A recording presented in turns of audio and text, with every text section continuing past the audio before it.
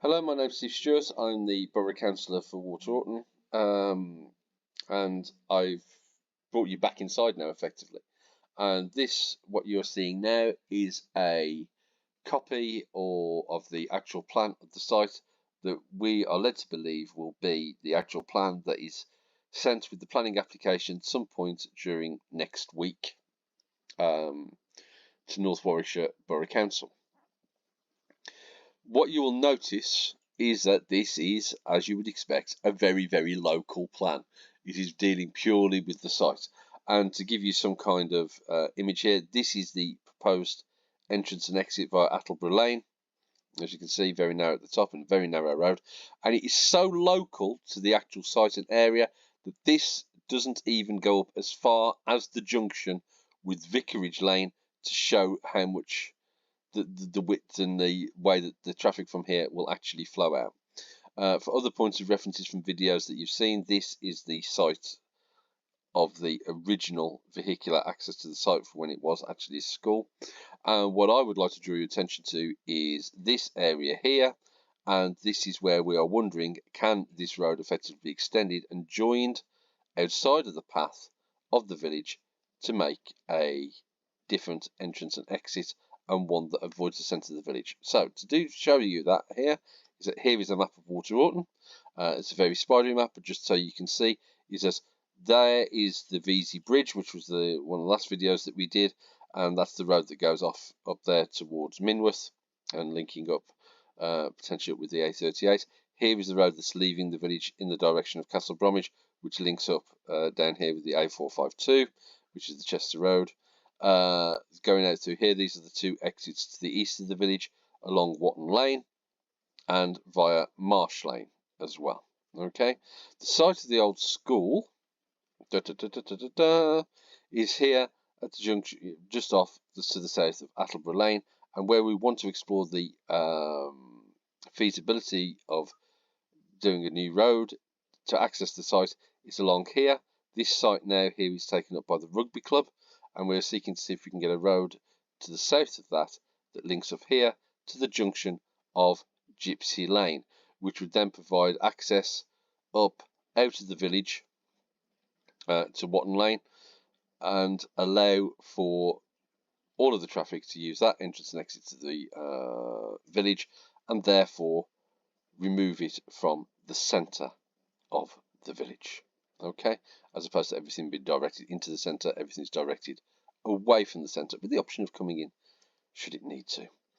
Now the questions are, what happens? How that's it's a fairly lengthy kind of road. Actually, though, here you can see how they've built a haul road for the HS2 site, and you are wondering about what other advantages there are. Well, if you have actually built a road down here, is that should there be a need at some point in the future, as invariably there will be, to have more housing taken on within the village of Water Orton as part of any plan, it opens up and puts the housing to the outside of the village rather than any more increasing infill.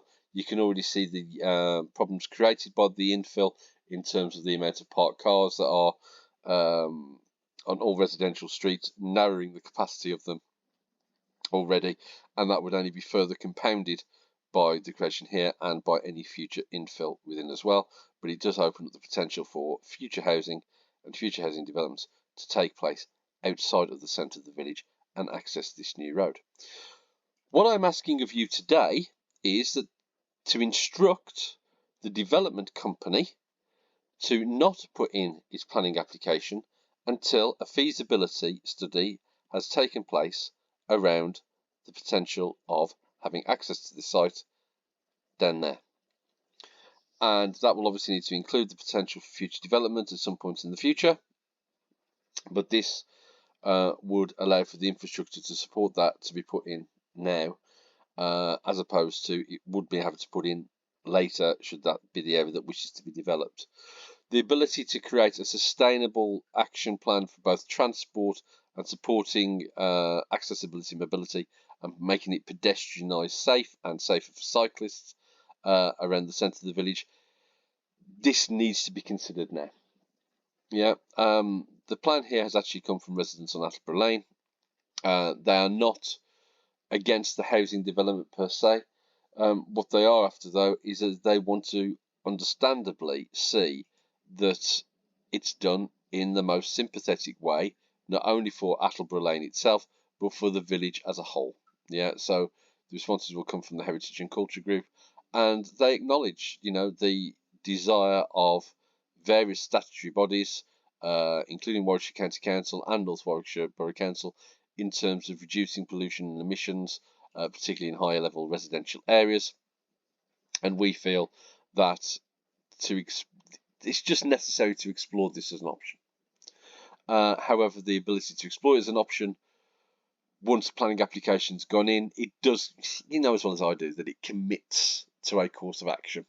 It no longer then becomes an either-or kind of aspect.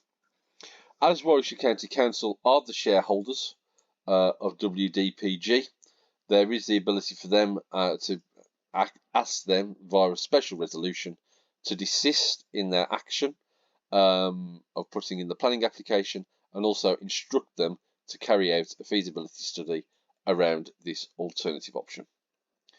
We would ask you, most humbly, to do this. The reason for that as well is that there has been considerable concern raised by residents about the level of consultation during this entire process.